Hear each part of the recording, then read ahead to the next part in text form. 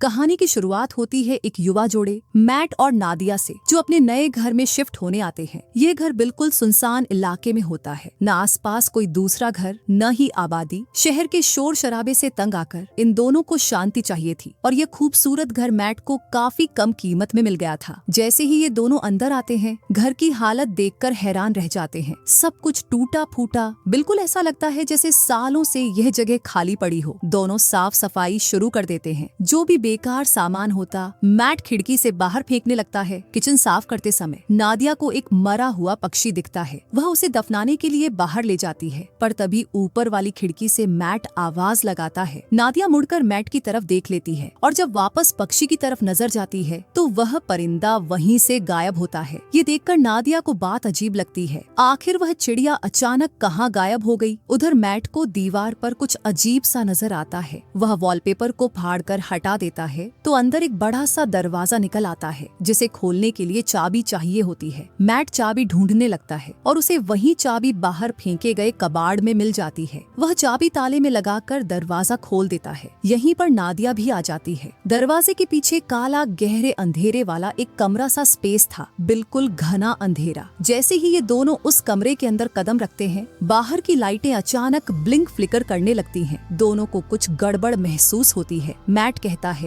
Electrician को बुलाते हैं। ये कहकर वह निकल पड़ता है और नादिया उस कमरे के पास अकेली रह जाती है। वह सोचती है अंदर जाए या नहीं, पर एक अजीब सा डर उसे वापस ले आता है। इस तरह रात कट जाती है। अगली सुबह नादिया इलेक्ट्रीशियन को कॉल करती है। कुछ देर बाद एक इलेक्ट्रीशियन आता है और लाइट्स की समस्या को चेक करते करते वह बेसमेंट तक पहुंच जाता है। वहां का नजारा देखकर वह हक्का बक्का रह जाता है। पूरा बेसमेंट पुरानी तरह के इलेक्ट्रिक वायर से भरा हुआ था, इतना कि कोई कोना भी खाली नहीं था। इलेक्ट्रीशियन कहता है मैंने ऐसी वायरिंग कभी नहीं देखी। खैर, वह जैसे तैसे लाइट्स ठीक करके जाने लगता है और जाते जाते मैट से पूछ लेता है तुमने ये घर क्यों खरीदा? इसके पहले मालिक का मर्डर इसी घर में हुआ था, तब से कोई यहाँ रहने नहीं आया। ये सुनकर मैट घबरा जाता है और घर के बारे में रिसर्च शुरू करता है। ऑनलाइन उसे एक पुराना न्यूज आर्टिकल मिलता है, थॉमसन फैमिली। आर्टिकल कहता है कि यहाँ रहने वाले कपल को उनके ही बेटे जॉन ने मार दिया। इन्वेस्टिगेशन में जॉन बोलता है मुझसे ये मर्डर इस घर ने करवाया। मैट को यह सब बकवास लगता है। कई घंटे रिसर्च के बाद वह थक जाता है और अपनी वाइफ से छुपकर उसी अंधेरे वाले कमरे में जाकर ड्रिंक करने लगता है। बोतल में बस 2 घूंट बचे होते हैं। वह खत्म करके मन में सोचता है काश एक और बोतल मिल जाए। तभी लाइट्स फिर से फ्लिकर करती हैं। कुछ पल के लिए बिजली चली जाती है और जब वापस आती है तो उसके सामने एक नई शराब की बोतल पड़ी होती है। वह घूर जाता है, हाथ लगाकर चेक करता है। बोतल बिल्कुल असली। मैट समझ जाता है इस रूम में विशेष पूरी होती है। अगली सुबह नादिया उठती है तो मैट नजर नहीं आता। वह उस रूम तक जाती है तो देखकर दंग रह जाती है। कमरा महंगी पेंटिंग्स और नए नए सामान से भरा हुआ है और मैट बहुत खुश। मैट बताता है इस रूम में किसी भी विश को सच करने की ताकत है। तुम जो दिल से चाहो यही तुम्हारे सामने आ जाएगा। नादिया को मजाक सा लगता है, वह हंस देती है। मैट कहता है एक बार ट्राई तो करो। नादिया बोलती है मुझे जॉब चाहिए। मैट समझाता है रूम जॉब नहीं दे सकता, पर चीजें दे सकता है। फिर नादिया आंखें बंद करके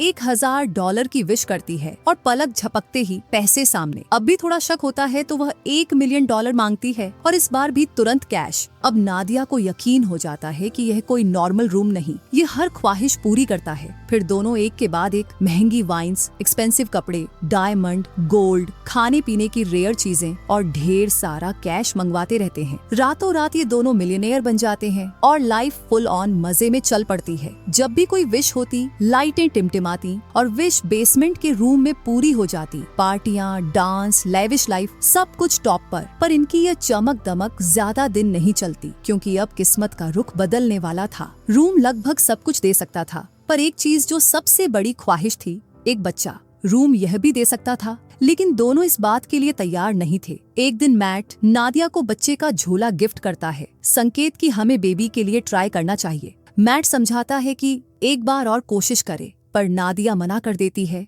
उसके पहले 2 मिसकैरेज हो चुके थे। नादिया पर टेंशन हावी हो जाती है। काफी सोच समझकर वह रूम में जाकर एक बेबी की विश कर देती है और बच्चा तुरंत उसकी गोद में आ जाता है। मैट आकर जब नादिया को बच्चे के साथ देखता है तो वह गुस्से से भर उठता है। तुम्हें बिना पूछे यह नहीं करना चाहिए था। दोनों में बहुत बहस होती है। नादिया कहती है मैंने शॉर्टकट इसीलिए लिया कि मुझे फिर से मिसकैरेज का डर और लेबर पेन की तकलीफ न झेलनी पड़े। हम इस बेबी के साथ खुश रहेंगे। मैट एक्सेप्ट करने को तैयार नहीं होता और कहता है रूम से उसे वापस लेने की विश कर दो। नादिया अनचाहे हुए भी रूम के पास जाती है, लेकिन बेबी को गायब करने की विश उससे होती ही नहीं। वह बेबी मैट को दे देती है। मैट भी इमोशनल हो जाता है और वह भी बेबी को गायब करने की विश नहीं कर पाता। आखिर दोनों फैसला करते हैं हम इस बच्चे को पालेंगे। इस तरह ये दोनों पेरेंट्स बन जाते हैं। नादिया बेबी को लेकर बहुत खुश रहती है, पर मैट का लगाव कम होता है। मैट रूम के बारे में और जानकारी चाहता है।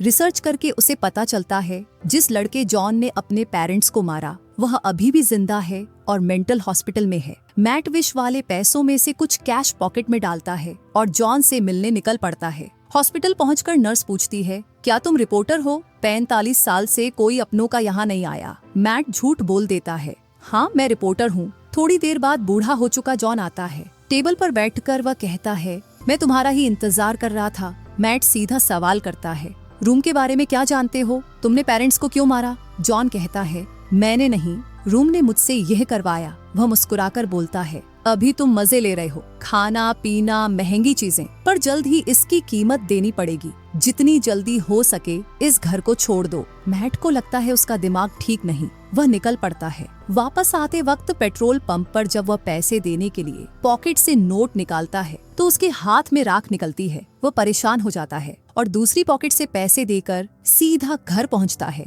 उसे याद आता है, मैं तो इतने सारे पैसे लेकर निकला था, फिर ये कहाँ गए? कंफर्म करने के लिए वह रूम से मिले कैश को खिड़की से बाहर फेंक देता है। देखते ही देखते पैसे हवा में राख बनकर उड़ जाते हैं। फिर एक पेंटिंग को आधा अंदर आधा बाहर रखकर टेस्ट करता है। कुछ ही लम्हों में बाहर वाला हिस्सा राख, अंदर वाला जस का तस। मैट को समझ आ जाता है, रूम से मिली कोई भी चीज घर की बाहरी सीमा पार करेगी तो पुरानी होकर राख बन जाएगी। वह रूम की दीवार तोड़ना शुरू करता है। देखना चाहता है अंदर क्या राज है, पर दीवार के अंदर बस उलझी हुई वायर्स का जंगल था और कुछ नहीं। शोर सुनकर नादिया आ जाती है। नादिया बेबी को गोद में लेकर बाहर जाने लगती है, पर मैट रोक लेता है। बच्चे को बाहर ले जाना सेफ नहीं। वह असली वजह नहीं बताता, पर उसे समझ आ चुका था कि रूम वाली चीजें बाहर गईं तो खत्म। मैट की मनाही के बावजूद नादिया बेबी को बाहर ले जाती है। जाते ही बच्चा जोर जोर से रोने लगता है और उसकी त्वचा का रंग बदलने लगता है। नादिया घबरा जाती है।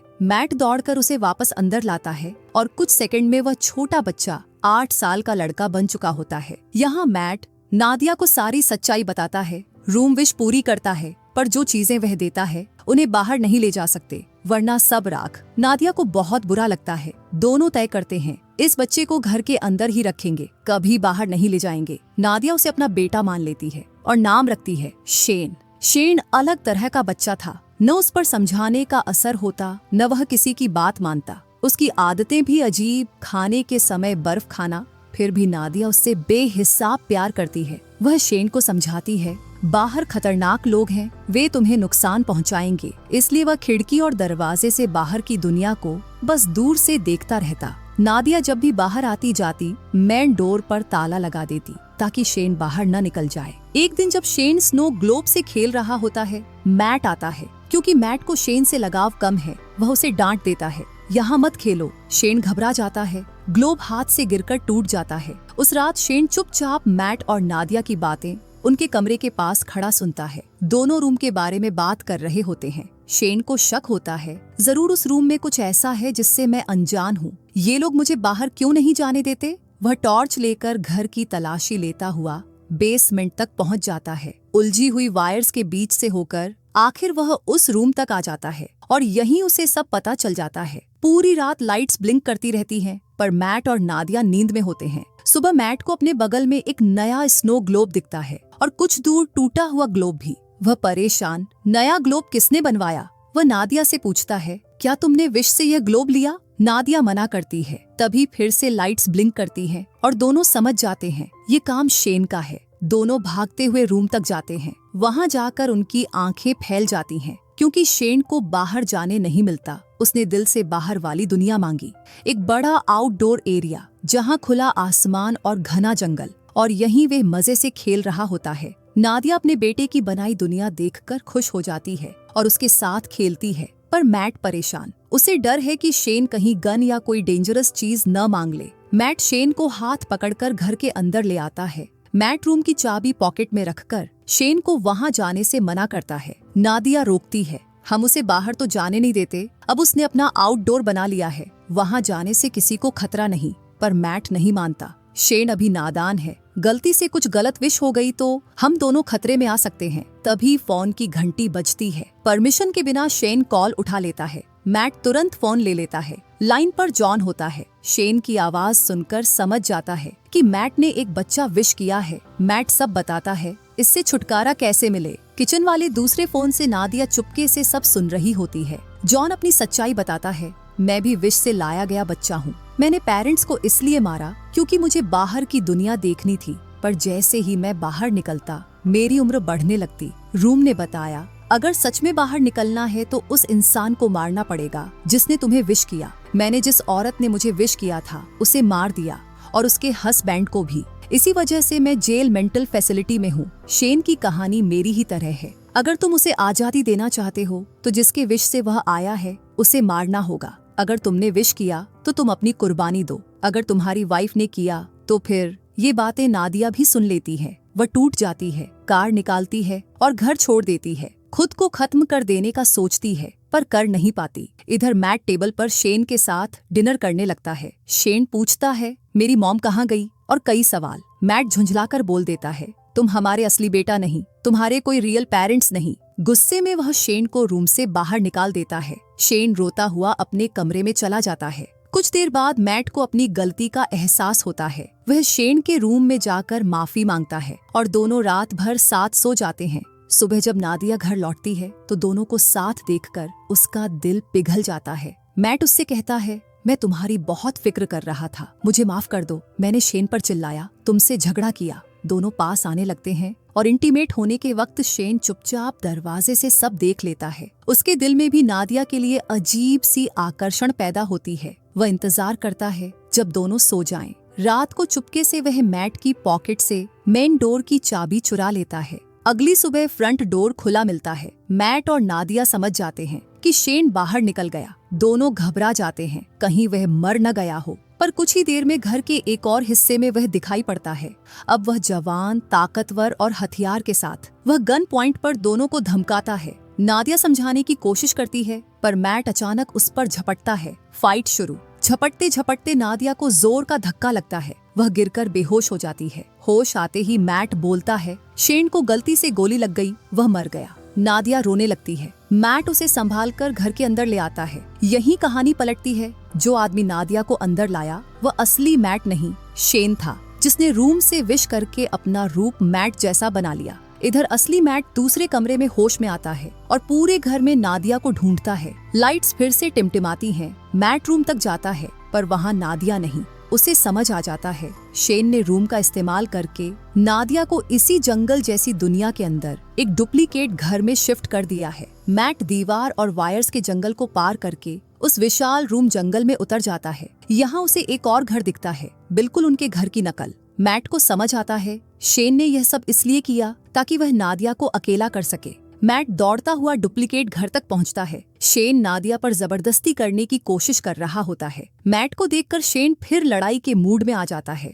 अब समस्या यह कि नादिया को दोनों बिल्कुल एक जैसे दिखते हैं। कौन असली कौन नकली, दोनों कहते हैं मेरे साथ चलो। नादिया चालाकी से शेन का नाम लेती है, जिस पर जो भी पलट कर देखे वही शेन। नादिया तुरंत उसे धक्का दे देती है। जमीन पर गिरते ही शेन अपने असली रूप में आ जाता है। मैट और नादिया रूम से बाहर निकलना चाहते हैं पर निकल नहीं पाते। शेन ने विश की थी कि ये दोनों यहीं फंसे रहें। जब हर कोशिश फेल हो जाती है, मैट दिमाग लगाता है, एक विश करता है, हम दोनों का एक नया रूप इस घर के अंदर रहे और हमारा असली रूप इस घर से बाहर चला जाए। इतने में शेन आ जाता है और गुस्से में आकर मैट के क्लोन को चाकू मार देता है। पर तब तक प्लान काम कर चुका होता है। जिसे शेन ने मारा वह क्लोन था। असली मैट और नादिया भागकर रूम के जंगल से बाहर निकल रहे होते हैं। शेन को बात समझ आती है तो वह पागलों की तरह उनके पीछे दौड़ता है। दोनों असली घर तक पहुंच जाते हैं। शेन भी वहां आ धपता है और मैट पर हमला करता है। मैट समझदारी से शेन को जकड़कर दरवाजे से बाहर खींच लेता है। शेन जान बचाने के लिए वापस अंदर घुसने दौड़ता है, पर नादिया तुरंत दरवाजा बंद कर देती है। शेन रोकर कहता है, प्लीज मॉम, मेरे लिए दरवाजा खोल दो। नादिया की आंखों में आंसू, पर दिल अब समझ गया था। उसकी आंखों के सामने शेन बूढ़ा होता चला जाता है। उसका शरीर गलने लगता है और आखिर में वह राख बनकर बिखर जाता है। नादिया झुककर उस राख को हाथ में लेती है और रो पड़ती है, क्योंकि चाहे सब झूठा था, पर उसने उसे अपना बेटा माना था। मैट आकर नादिया को गले लगा लेता है। कुछ महीने बाद का सीन, मैट और नादिया एक छोटे से घर में सेटल हो चुके होते हैं। जिंदगी शांति से चल रही होती है। थोड़े दिन बाद नादिया घबराते हुए प्रेगनेंसी टेस्ट करती है। रिपोर्ट पॉजिटिव आती है। अब इन दोनों का अपना सच्चा बेबी आने वाला होता है। यहीं पर यह कहानी खत्म होती है। अगर आपको ये कहानी पसंद आई हो तो वीडियो को लाइक करें और चैनल को सब्सक्राइब जरूर करें।